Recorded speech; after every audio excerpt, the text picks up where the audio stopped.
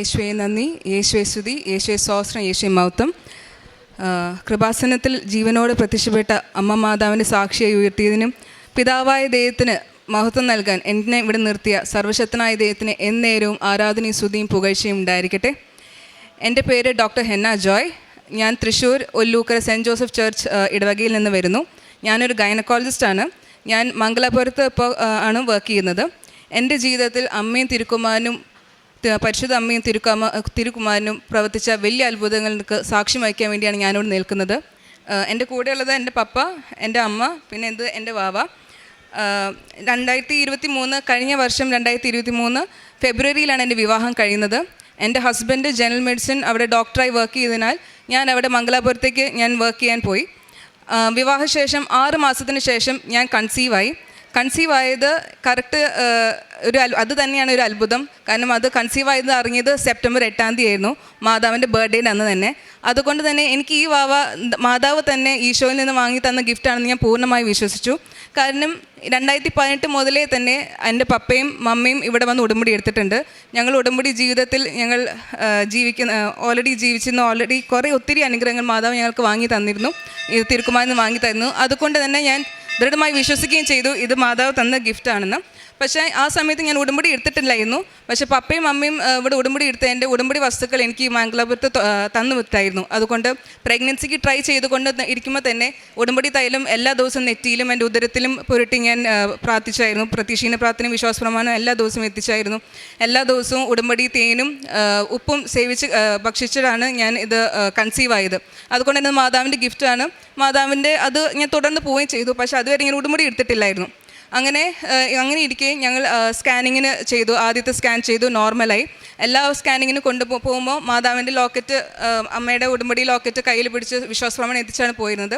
3-ാം മാസം സ്കാനിങ്ങിൽ പക്ഷേ NT scan, നിങ്ങൾക്ക് പ്രഗ്നൻ്റ് ആയവർക്ക് അറിയാം, NT സ്കാൻ വെരി ഇമ്പോർട്ടൻറ്റ് സ്കാനാണ്. അതിൽ സിസ്റ്റിക് ഹൈഗ്രോമ എന്നുള്ള അബ്നോർമാലിറ്റിയാണ് പറഞ്ഞത്. സിസ്റ്റിക് ഹൈഗ്രോമ എന്ന് പറയുന്നത് വേറെ പല അബ്നോർമാലിറ്റി ആവാം, അതിൻ്റെ തുടക്കം മാത്രമാണ് ഈ സിസ്റ്റിക് ഹൈഗ്രോമ. അപ്പോൾ സാധാരണഗതിക്ക് ചിലപ്പോൾ ഫർദർ ഇൻവെസ്റ്റിഗേഷൻസ് പറയും, അല്ലെങ്കിൽ ഡോക്ടർ സാധാരണഗതിക്ക് ഡോക്ടേഴ്സ് പറയുക നിങ്ങൾ ഗൈനക്കോളജിസ്റ്റാണ്, നിങ്ങൾക്ക് എല്ലാം അറിയാലോ, ഏറ്റവും നല്ലത് ഇത് അബോർട്ട് ചെയ്ത് കളയുകയാണെന്നുള്ള രീതിയിലാണ് അവർ പറഞ്ഞത്, ഒഴിവാക്കി കളയണമെന്നാണ് പറഞ്ഞത്. പക്ഷേ ഞാനും എൻ്റെ ഹസ്ബൻഡും എന്ത് രീതിയിലായിക്കൊള്ളട്ടെ, മാതാവ് കൂടെ ഉള്ളതിനാൽ ഈ കൊച്ചിനൊന്നും സംഭവിക്കില്ല. എന്തെങ്കിലും സംഭവിച്ചാൽ തന്നെ ആ രീതിയിൽ തന്നെ ഈ ദൈവത്തിൻ്റെ കരുത്തിൽ നിന്ന് ഈ കൊച്ചിനെ സ്വീകരിക്കാൻ ഞങ്ങൾ പൂർണ്ണമായി തയ്യാറായിരുന്നു. എങ്കിലും ഇത് നോർമലാണെന്ന് ചോദിച്ചു കഴിഞ്ഞാൽ നമുക്ക് സമാധാനമായിട്ട് ഇരിക്കാമല്ലോ. അപ്പോൾ NIPT ടെസ്റ്റ്, ആദ്യത്തെ ടെസ്റ്റ് NIPT, അതായത് എൻ്റെ ബ്ലഡ് എടുത്തിട്ട് വാവയ്ക്ക് എന്തെങ്കിലും അബ്നോർമാലിറ്റി ഉണ്ടോ നോക്കണ ടെസ്റ്റ് ചെയ്തു. അത് ചെയ്തപ്പോൾ ഞാൻ ഉടമ്പടി എടുത്തിട്ടില്ലായിരുന്നു, മംഗലാപുരത്ത് തന്നെയായ കാരണം ലൈറ്റ് കാൻഡിൽ പ്രയർ റിക്വസ്റ്റാണ് ഞാൻ ഇട്ടത്. അതിന് റിസൾട്ട് വന്ന ശേഷം അത് നോർമലായി. അപ്പോൾ ദൈവത്തിന് നന്ദിയും അമ്മ മാതാവിന് നന്ദി പറഞ്ഞുകൊണ്ട് ഞാനത് ആശ്വസിച്ചു. പക്ഷേ പിന്നീടുള്ള സ്കാനിൽ ഇത് പെർസിസ്റ്റ് ചെയ്യണ കാരണം അവർ പറഞ്ഞു നിങ്ങൾക്ക് ഫർദർ ടെസ്റ്റിംഗ് ചെയ്യേണ്ടി വരും. ഇതോടുകൂടെ എനിക്ക് അവിടെ നിൽക്കാൻ സാധിച്ചില്ല. കാരണം മംഗലാപുരത്ത് ഞാൻ ഗൈനക്കോളജിസ്റ്റ് ആയ കാരണം എനിക്ക് സർജറീസും ഇതൊക്കെ ചെയ്യണം. അപ്പോൾ അതിനൊരുള്ളൊരു മനസ്സാന്നിധ്യം എനിക്ക് ഉണ്ടായെന്ന് തോന്നിയില്ല. മാത്രമല്ല ഇവിടെ വന്ന് ഉടമ്പടി എടുക്കണമെന്നുള്ള കുറച്ച് ബോധ്യം ഉണ്ടായിരുന്നു. കാരണം ഇതുവരെ പപ്പയും അമ്മയാണ് ഉടമ്പടി എടുത്തിരുന്നത്, ഞാനിതൊരു ഉടമ്പടി എടുത്തിട്ടുണ്ടായിരുന്നില്ല. അതുകൊണ്ട് ഞാൻ അവിടുന്ന് ലോസ് ഓഫ് പേ ലീവ് എടുത്തിട്ടാണ് ഞാൻ ആദ്യം ഇങ്ങോട്ട് വന്നിരുന്നത്. ഇങ്ങോട്ട് വന്ന് ഇവിടെ ഡിസംബർ 1 2023 ഞാൻ ആദ്യമായിട്ട് ഉടമ്പടി എടുക്കുന്നത്. ഉടമ്പടി എടുത്തതിന് ശേഷം ഞാൻ എൻ്റെ കോളേജിൽ, ഞാൻ പഠിച്ച കോളേജിൽ, ഞാൻ ഗൈനക്കോളജിസ്റ്റ് ആണല്ലോ, അപ്പോൾ എൻ്റെ മാഡത്തിന് തന്നെ ഞാൻ കാണിച്ചു. അപ്പോൾ മാഡം പറഞ്ഞു ഇത് സ്കാനിങ്ങിൽ ഇത് പെർസിസ്റ്റ് ചെയ്യണ കാരണം എന്തായാലും നിങ്ങൾ ഫർദർ ടെസ്റ്റിംഗ് ചെയ്യണം. എനിക്ക് യാതൊരുവിധ താല്പര്യം ഉണ്ടായിരുന്നില്ല ഇൻവേസീവ് ടെസ്റ്റ് ചെയ്യാൻ. പക്ഷേ എനിക്ക് അറിയാവുന്ന മാഡമായി കാരണം മാഡം പറഞ്ഞതിന് സ്ഥിതിക്ക് എനിക്ക് ഇത് കണ്ടിന്യൂ ചെയ്യാൻ, അതായത് മാഡം പറഞ്ഞത് അനുസരിക്കാതിരിക്കാൻ സാധിക്കില്ല. അതുകൊണ്ട് ഞാൻ CVS ടെസ്റ്റ് ചെയ്തു, അതായത് വാവയുടെ പ്ലാസിൻ്റെ ഉള്ളിൽ നിന്ന് കുത്തി എടുത്തിട്ടുള്ള പരിശോധന ചെയ്തു. ആ ടെസ്റ്റ് ചെയ്തപ്പോൾ പക്ഷേ കൺജനൈറ്റൽ മയോപ്പത്തി എന്ന് പറഞ്ഞ അസുഖം എൻ്റെ കൊച്ചിന് വരാമെന്നുള്ള രീതിയിലാണ് പറഞ്ഞത്. മയോപ്പത്തി എന്ന് ചോദിച്ചു കഴിഞ്ഞാൽ വാവയുടെ മാംസപേശിത്തിന് തളർച്ച സംഭവിച്ച്, അതായത് ശ്വാസം വലിക്കാൻ തന്നെ ബുദ്ധിമുട്ട് വന്നേക്കാം. അതുമാത്രമല്ല ഈ അസുഖം ഒന്നില്ലെങ്കിൽ ഗർഭപാത്രത്തിനുള്ളിൽ വെച്ച് തന്നെ വരാം, ജനിക്കുമ്പോൾ വരാം, 1 വയസ്സാകുമ്പോൾ 2 വയസ്സാകുമ്പോൾ 60 വയസ്സ് വരെ ഇത് വരാവുന്നൊരു അസുഖമാണ്. അപ്പോൾ ജീവിതകാലം മൊത്തം പേടിച്ച് ജീവിക്കണം എന്നുള്ള രീതിയിലാണ് പറയുന്നത്. അല്ലെങ്കിൽ നിങ്ങൾക്ക് ഏറ്റവും നല്ലത് അബോർട്ട് ചെയ്ത് കളയുന്നതാണ് ഡോക്ടർ പറഞ്ഞത്.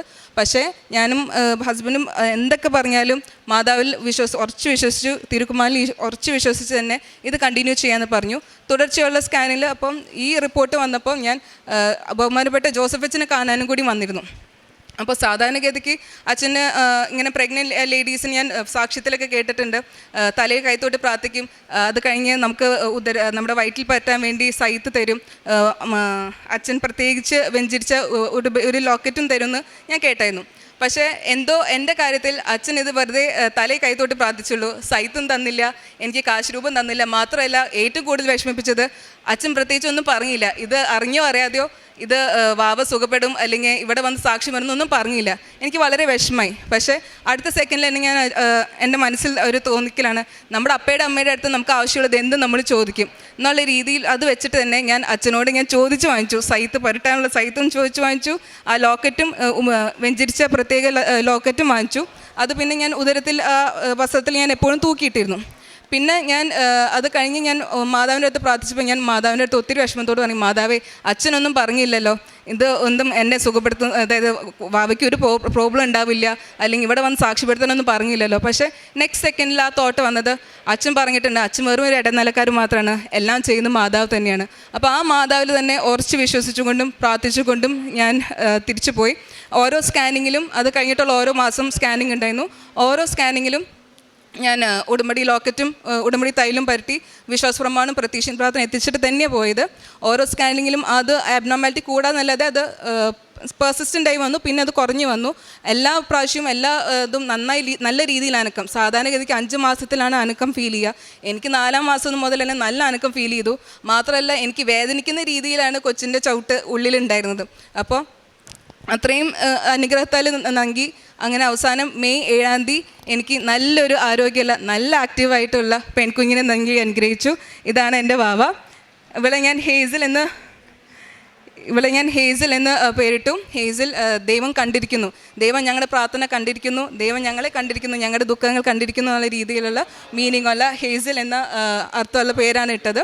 അങ്ങനെ ശാസ്ത്രത്തിനും എല്ലാ ശാസ്ത്രത്തെക്കാളും അതീതമായി അതിശയിപ്പിക്കുന്ന സർവശക്തനായ ദൈവത്തിൻ്റെ ശക്തിയും കരുണയും സ്നേഹവും ഞങ്ങൾ ഒഴുക്കുന്നതും എന്നിലും എൻ്റെ കൊച്ചിലും ഒഴുക്കുന്നതെന്ന് ഞാൻ പൂർണ്ണമായി വിശ്വസിക്കുന്നു.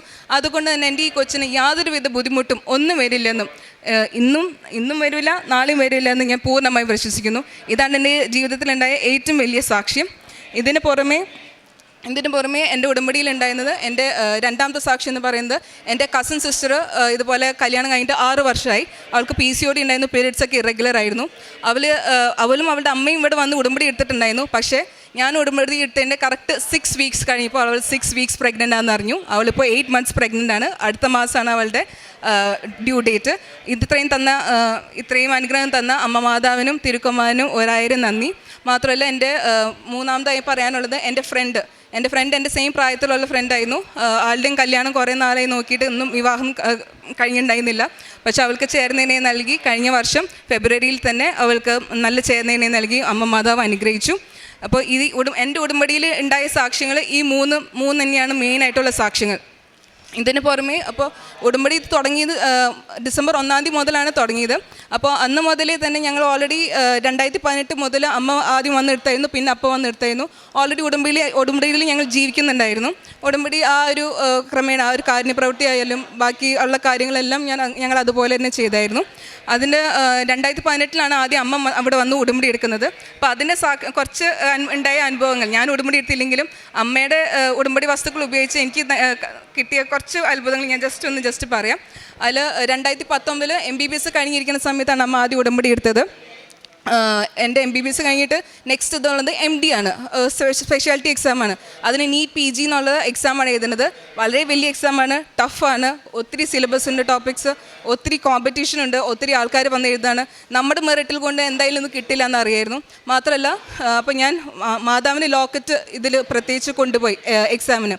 അപ്പോൾ നീറ്റ് PG എന്ന് പറയുന്നത് നാഷണൽ ലെവൽ എക്സാം ആയ കാരണം ഭയങ്കര ഹൈ സെക്യൂരിറ്റിയാണ്. ലോക്കറ്റ് പാടില്ല, പെൻഡൻറ്റ് പാടില്ല, ഓർണമെൻറ്റ്സ് പാടില്ല, ഒന്നുമേ തന്നെ പാടില്ല. ബോഡി ഫ്രിസ്കിങ് ഉണ്ട്. അപ്പോൾ ഇത് കണ്ടുപിടിക്കാതിരിക്കാൻ ഞാൻ ഉള്ളിൽ തുന്നി കൂട്ടിയിട്ട് മെറ്റലൊക്കെ ഡിറ്റക്ട് ചെയ്യുന്ന കാരണം ഉള്ളിൽ തുന്നി വെച്ചിട്ടാണ് പോയത്. അങ്ങനെ അതിൻ്റെ ഫലമായി എനിക്ക് നല്ല റാങ്കോടുകൂടെ എനിക്ക് എൻ്റെ വീടിൻ്റെ അടുത്ത് ഞാൻ MBBS പഠിച്ച കോളേജിൽ തന്നെ എനിക്ക് നല്ല സീറ്റ്, അതായത് OBGക്ക് സീറ്റ്, MD സീറ്റ് നൽകി അനുഗ്രഹിച്ചു. ഇത് മാതാവിൻ്റെ വലിയൊരു അത്ഭുതം തന്നെയാണെന്ന് ഞാൻ വിശ്വസിക്കുന്നു. ഇത് കഴിഞ്ഞ് 2020 എൻ്റെ അനിയന് ഇതുപോലെ എഞ്ചിനീയറിംഗ് എൻട്രൻസ് എക്സാമിനും അമ്മയുടെ ലോക്കറ്റാണ് കൊണ്ടുപോയത്, അമ്മയുടെ ഉടമ്പടി ലോക്കറ്റാണ് കൊണ്ടുപോയത്. എക്സാമിന് ഇതുപോലെ തന്നെ വസ്ത്രത്തിൽ വെച്ചിട്ട് പോയി. അവൻ നല്ല റാങ്ക് കിട്ടുകയും നല്ല രീതിയിൽ എറണാകുളത്ത് നല്ല പ്രശസ്ത കോളേജിൽ നല്ല സീറ്റ് കിട്ടുകയും നല്ല സ്കോളർഷിപ്പോടുകൂടി അവൻ ഇപ്പോൾ എഞ്ചിനീയറിംഗ് കംപ്ലീറ്റ് ചെയ്തു. പിന്നെ 2020 കോവിഡ് സമയത്ത് എൻ്റെ പപ്പ ദുബായിലെ ബാങ്കിലാണ് വർക്ക് ചെയ്തിരുന്നത്. കോവിഡ് സമയത്ത് ഇതുപോലെ ജോലിക്ക് പ്രശ്നം ഉണ്ടായിരുന്നു. അപ്പോഴാണ് അപ്പ ഇവിടെ വന്ന് ഉടമ്പടി എടുത്തത്. അതിൻ്റെ ഫലമായി അപ്പയ്ക്ക് നല്ലൊരു ജോലി ലഭിക്കുകയും ദുബായിൽ ഇരുന്ന ജോലി ഇവിടുന്ന് വർക്ക് ഫ്രം ഹോം എന്നുള്ള രീതിയിലും നല്ല ശമ്പളത്തിലും ചെയ്യുകയും അങ്ങനെ പപ്പയ്ക്ക് നമ്മുടെ കൂടെ ടൈം സ്പെൻഡ് ചെയ്യാനും പ്ലസ് അന്ന് നല്ല രീതിയിൽ ശമ്പളവും നല്ല രീതിയിൽ ജോലി ചെയ്യാനുള്ള അനുഗ്രഹം അമ്മ മാതാവ് നൽകി അനുഗ്രഹിച്ചു. പിന്നെ 2023 എൻ്റെ ഈ പറഞ്ഞ MD സീറ്റ് കിട്ടി. MDക്ക് 3 വർഷം പഠിച്ചു കഴിഞ്ഞിട്ട് ഉള്ള വലിയ എക്സാമാണ് യൂണിവേഴ്സിറ്റി എക്സാം. അപ്പോൾ എഗെയിൻ ഈ 3 വർഷം പഠിച്ചതിൻ്റെ ആകെ തൂക്കമുള്ളൊരു എക്സാമാണ് MD യൂണിവേഴ്സിറ്റി എക്സാം. അപ്പോൾ അത് ഭയങ്കര ബുദ്ധിമുട്ടുള്ള എക്സാമാണ്, ഒത്തിരി ഉണ്ട് പഠിക്കാൻ. എനിക്കാണെങ്കിൽ ആ ദിവസങ്ങളിൽ സംഭവം 3 വർഷം പഠിച്ചിട്ടുണ്ടെങ്കിലും ആ 3 ദിവസം പഠിക്കാൻ എനിക്ക് വളരെ ബുദ്ധിമുട്ടായിരുന്നു. 4 പേപ്പറുണ്ട്, തിയറി പേപ്പറുണ്ട്, അത് കഴിഞ്ഞ് പ്രാക്ടിക്കൽ എക്സാം ഉണ്ട്. പക്ഷേ ഇതുപോലെ മാതാവ് മാത്രം എന്നൊരു ശരണം, മാതാവ് ഉള്ള കാരണം തന്നെയാണ് ഞാൻ പാസ്സാവുന്നുള്ള ഒരു വിശ്വാസത്തോടു കൂടി ഞാൻ മാതാവിൻ്റെ ലോക്കറ്റ് പിടിച്ചിട്ടാണ് തിയറി എക്സാമും പ്രാക്ടിക്കൽ എക്സാമിന് അപ്പിയർ ചെയ്തത്. എന്തിനു പറയുന്നു, റിസൾട്ട് വന്നപ്പോൾ നല്ല മാർക്കോട് കൂടെ പാസ്സാവും മാത്രമല്ല 8-ാം തീയതി മാതാവിൻ്റെ 8 എന്നുള്ള രീതിയിൽ 8ാമത്തെ റാങ്ക് നൽകി, യൂണിവേഴ്സിറ്റി 8th റാങ്ക് നൽകി മാതാവ് എന്നെ അനുഗ്രഹിച്ചു. അതും ഒരു വലിയൊരു അത്ഭുതമാണ്. കാരണം മാതാവിൻ്റെ പ്രസൻസിലാണ് ഈ അത്ഭുതം നടന്നതെന്നുള്ളത് സൂചിപ്പിക്കാനായി 8th റാങ്ക് എന്നുള്ള രീതിയിൽ തന്നെ എനിക്കത് ലഭിച്ചു. പിന്നത്തുള്ള എൻ്റെ ഏറ്റവും വലിയ സാക്ഷി എന്ന് പറയുന്നത് എൻ്റെ വിവാഹമാണ്. വിവാഹം ഞാൻ MBBS കഴിഞ്ഞപ്പോൾ മുതലേ തന്നെ ചെറിയ രീതിയിൽ ആലോചിച്ച് തുടങ്ങിയിരുന്നു. MD കഴിഞ്ഞപ്പോൾ അത് നമ്മൾ ശക്തീകരിച്ചു. മാതാവിൻ്റെ കൈ മുറുക്കെ പിടിച്ച് തന്നെയാണ് ഞങ്ങൾ കല്യാണാലോചന നോക്കിയിരുന്നത്. കാരണം നല്ല ദൈവഭക്തിയുള്ള കുടുംബത്തിൽ നിന്ന് തന്നെ കെട്ടാനായിരുന്നു ഞങ്ങൾക്ക് ആഗ്രഹം. അതുപോലെ തന്നെ നല്ല ദൈവഭക്തിയുള്ള കുടുംബത്തിൽ നിന്ന് നല്ല ദൈവഭക്തിയുള്ള ഭർത്താവിന്, നല്ല ഡോക്ടറായ ഭർത്താവിനെ നൽകി അനുഗ്രഹിച്ചു. എൻ്റെ വിവാഹം കഴിഞ്ഞ വർഷം ഫെബ്രുവരി 2023 എനിക്ക് ഇത്രയും നല്ലൊരു അനുഗ്രഹം നൽകിയ അമ്മ മാതാവിനും തിരുക്കുമാരനും 1000 നന്ദി പറയുന്നു. പിന്നെ എൻ്റെ ഹസ്ബൻഡിന് ഉണ്ടായ അത്ഭുതം, ഹസ്ബൻഡ് ഓൾറെഡി MD എക്സാം കഴിഞ്ഞ് ജനറൽ മെഡിസിൻ അസിസ്റ്റൻറ്റ് പ്രൊഫസറായിട്ടായിരുന്നു വർക്ക് ചെയ്യുന്നത്. അതിൻ്റെ മുകളിലേക്കുള്ള ലെവലാണ് NEET super speciality exam. General medicine എടുത്ത് അതിന് സൂപ്പർ സ്പെഷ്യലൈസ് ചെയ്യാം. അപ്പോൾ അതിൻ്റെ എക്സാം നീറ്റ് SS എക്സാമാണ്. അപ്പോൾ അതും ഇതുപോലെ ഇതിനെക്കാട്ടും ടഫായിട്ടുള്ള എക്സാമാണ്, ഇതിനെക്കാട്ടും ടഫായ കോമ്പറ്റീഷനാണ്, സെക്യൂരിറ്റി ഉള്ള എക്സാമാണ്, ബോഡി ഫ്രിസ്കിങ് ഒക്കെ ഉണ്ടാവും. അപ്പോൾ എൻ്റെ ഹസ്ബൻഡ് ഇത് പേടിയായിരുന്നു ഈ ലോക്കറ്റ് കൊണ്ടുപോകാൻ, എങ്ങാനും ഇത് തപ്പി പിടിച്ച് കഴിഞ്ഞാൽ അത് ഡിസ്ക്വാളിഫൈഡ് ആവും. അപ്പോൾ ആളുടെ അടിവശത്തിൽ ഞാൻ ഉള്ളിൽ വേറൊരു എക്സ്ട്രാ തുണി പിടിച്ചിട്ട് അത് തുന്നി കൊടുത്തിട്ടാണ് ആൾ എക്സാമിന് പോയത്. അങ്ങനെ എക്സാമിന് പോയിട്ട് റാങ്ക് വന്നപ്പോൾ ആൾ ഉദ്ദേശിച്ച റാങ്ക് കിട്ടിയില്ല. ആൾക്ക് തീരെ പഠിക്കാനും പറ്റിയിരുന്നില്ല, കാരണം മൊത്തം ജോലി ചെയ്യുന്നതിൻ്റെ ഇടയിലാണ് ഈ എക്സാം എഴുതിയിരുന്നത്.